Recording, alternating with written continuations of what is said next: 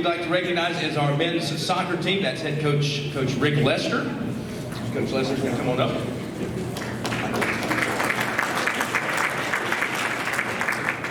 If I could have the soccer players that are in attendance come up front, that would be awesome. I don't know if there's going to be a lot of you, but those that are here, please make your way up top too. Managers as well.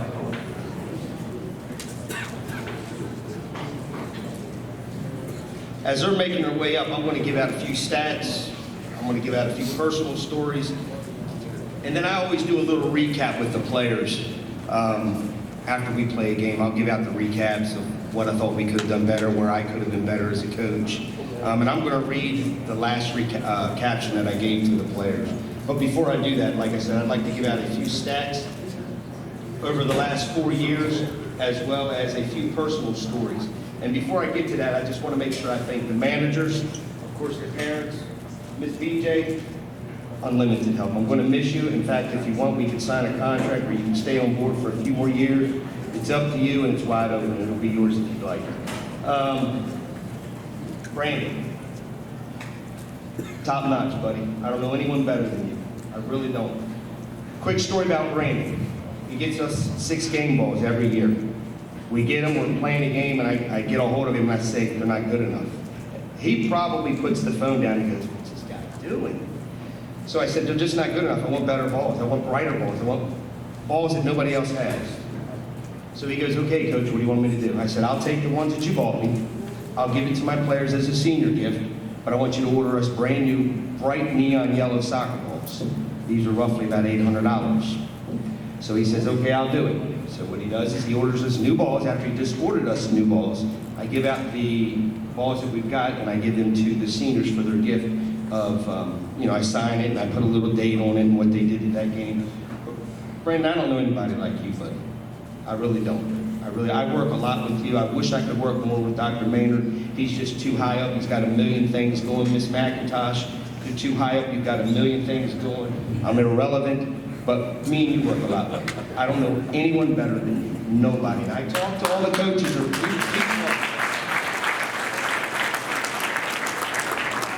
I talk to all the coaches around, and they're like, what's your AD like? And I said, prime time. He's as good as he gets. Oh yeah, what does he do? I said, he does everything. He backs me.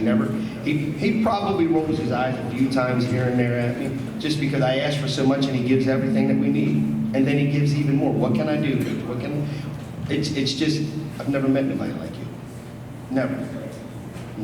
Except for you, Coach Danny. Except for you, I'm sorry. By the way, your contract's been extended. So just a few personal notes. This year, I haven't done this. I usually keep these between myself and myself.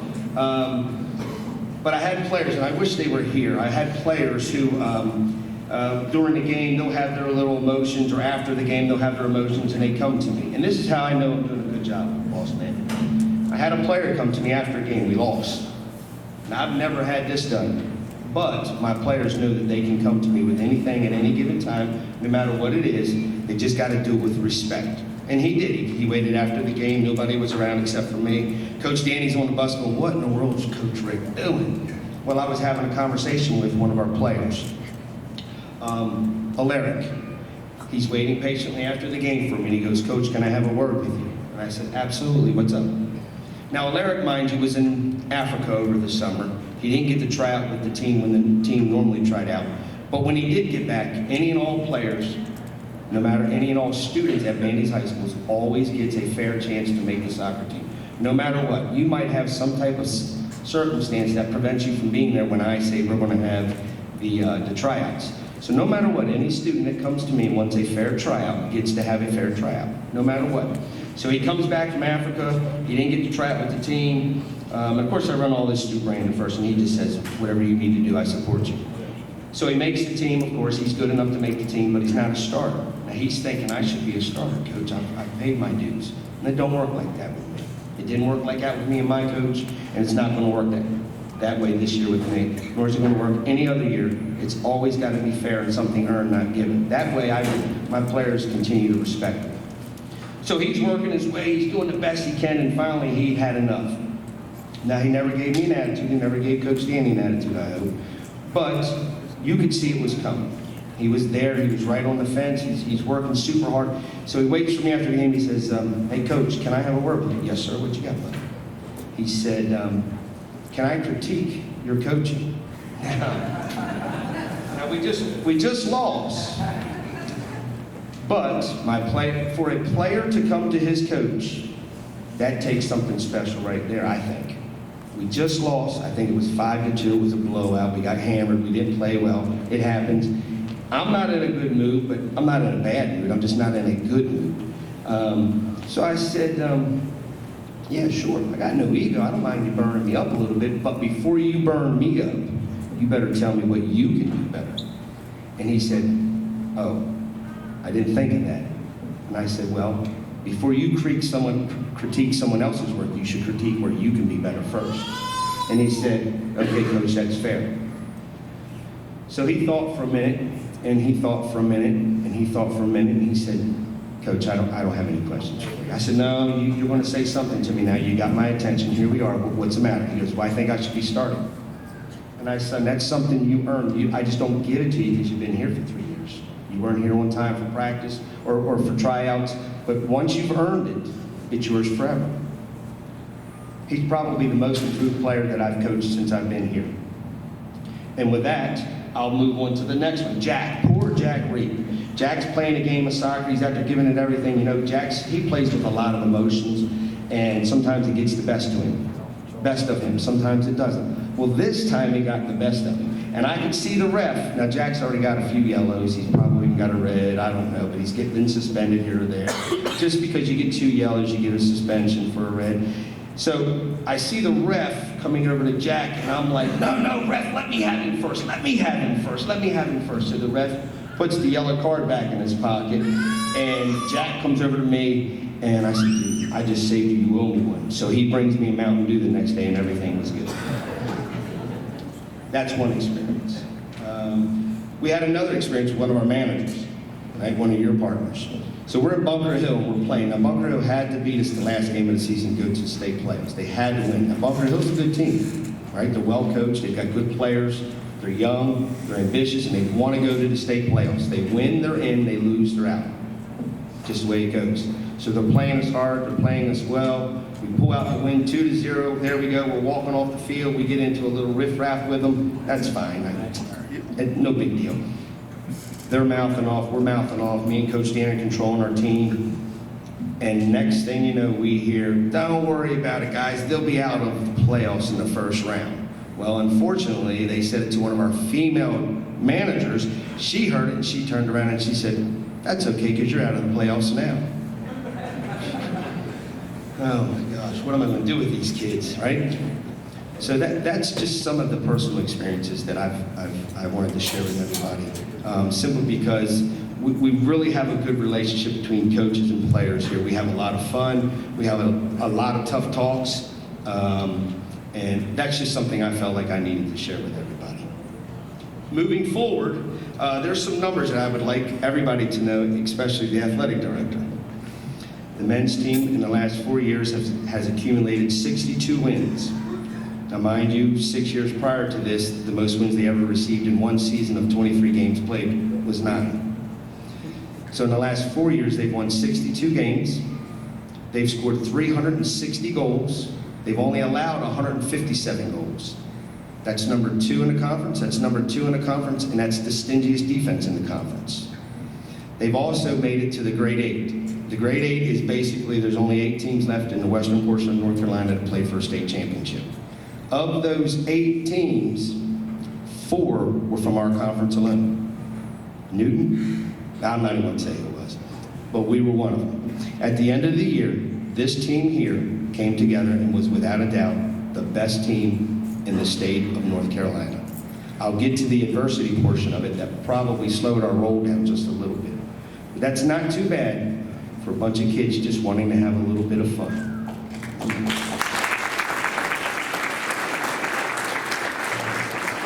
Not to steal the boys' thunder, but if we include the girls and we talk about Bandys as a program, soccer program alone, if you include the girls' winning percentage, the goals scored, We are number one in conference in wins for both programs. We're number one in goals scored in both programs, and we have the stingiest defense of all schools in the entire conference. So that's pretty good. We're number one out of everybody. And that's not too bad for the girls, considering 6 years prior to here, the most they ever won was 4 games out of 23. So it's not too bad. They're doing a lot of good things, and that comes from you, boss man.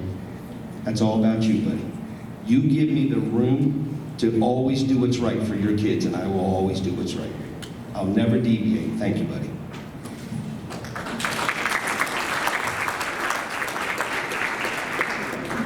Now I'll read a little caption here. I send these out to the guys just to break the monotony up of practicing every day and going through the exact same. We do scavenger hunts, we do pizza runs, we do the chicken nuggets, coach. We do a lot of crazy things just to keep the spirits high and up so that they don't get bored. So this is the last recap after we played a team. And I hope the message gets out. So it'll be, let's recap. Jumping right into it. Wow. And you've got to be kidding me. There we were, stranded on Interstate X at exit 180 Bermuda Run with an hour left for us still to travel. Adversity came upon us. Now it was cold, it was raining, and we'd already traveled to Salisbury. We've already traveled to Hendersonville. Now we've got to travel to just below Asheboro? Just below Asheboro. So keep that in mind. So that's roughly 600 miles of traveling to play 3 games in 6 days. And it's pouring down rain, and it's cold out. Ironic that we have been talking about many of life's real-world challenges that lay ahead for you as you transition from fine young boys to men who can make a difference in the world. You can actually make the world a better place. You know I always believe in you guys. You all know our talks, respect, and how important it is to stay calm when anger wants to take over, de-escalating the rift that may be boiling up inside of you. Help the next man up, pay attention to the people around you. Someone may be having a really bad day and just needs a hug or someone to talk to. It's amazing what you can do just by saying hi to somebody who's struggling. We talk about having a plan in life. No matter if it's a 1-year plan or a 3-year plan, always have a plan. Or where you would like to be. We have talked about surrounding yourself with good people and that you don't need a million okay friends, which can lead to a lot of drama. Simply put, you just need a few good best friends, someone you can always count on who will always have your back and never talk behind it. Adversity came into our lives the day we traveled to Southwest Randolph. We have played 3 games in 6 days. We have traveled over, 600 miles because it's a round trip, 600 miles to play them. We have broken down on the interstate for 1 hour and 30 minutes, closer to 2 hours. And my reply to you guys as to why that may have happened, because I know you're all wondering, was maybe that was the way of the Lord slowing us down to prevent us from being in an accident if we had not broken down. Then we still had another hour to drive just to get there to warm up and play. Once upon arriving at the field, after being on a bus for over 4 hours, stranded on the side of the highway, traveling 600 miles, we were given 33 minutes to warm up. Of course, this did not go over with me too easy, as their coach caused me to get angry, and I simply said, I want 33 minutes, and I walked away. Coach Danny had to stay behind and talk to them, because I was not too happy. At that point, I needed to show my players how to control and de-escalate, because I was definitely angry inside, that he only cared about his players and had no caring for mine. We were given the 33 minutes to properly warm up, which really translated into 20 minutes. You get out there for 20 minutes, you warm up, you had to come in and get your gear on. The adversity didn't just stop there. We actually played Henderson into double overtime just a few days ago, only to have a ref reach out to Coach Danny and say, we are sorry that we missed a penalty that they should have called, and they sent Coach Danny the video, which would have eliminated us playing over and over and over into extended periods of time. Once again, adversity came upon us. Chris Moore was fouled inside the 18, which is a penalty. We could have received a penalty kick, and the game would have been over at that point, as long as we make it. That's a lot of adversity for players to go through. students to go through.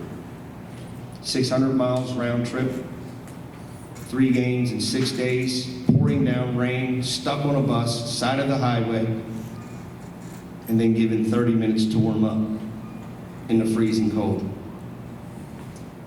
I do not know the proper words to say how proud I am of every single one of you. I think I may have coached you more about life than I did about soccer. You guys give me the strength to continue coaching and the desire to improve my game. You all are like sons to me, and you always will be. Cool. If anything is changed at how last night's trip up transpired, breaking down for 2 hours, another hour to travel, plus being only allowed 33 minutes to warm up, if any of that has changed, I believe this team was as good as anyone in the state, and we've won our first state title in soccer.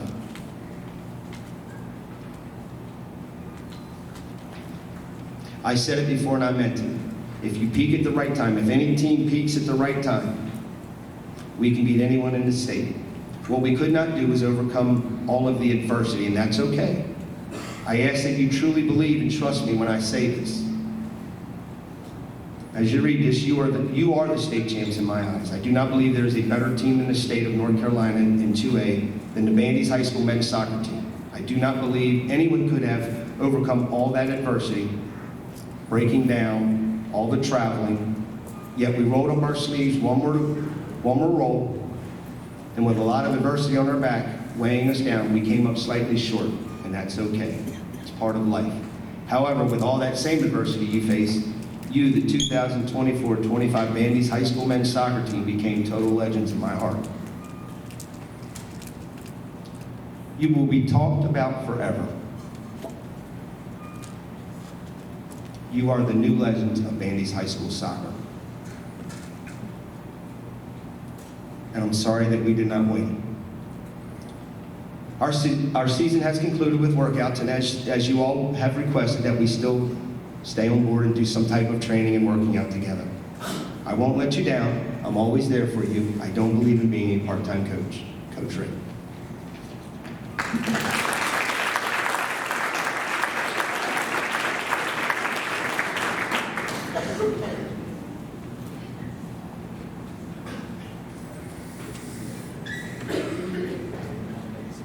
All right, Coach Rick is now going to present his players with the Effort and Grit Award. The Effort and Grit Award for the men's soccer team. He's got 2 of them, I believe. It's Austin Walker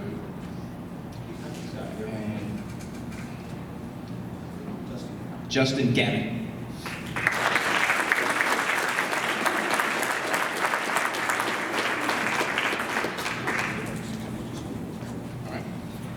The Team Before Self Award for the men's soccer team goes to Mr. Andrew Willis and Mr. Landon Santos.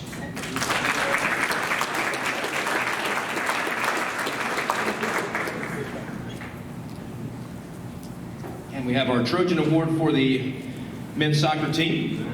One is for Eli Adams, and the other Trojan Award goes to Mr. Chris Moore.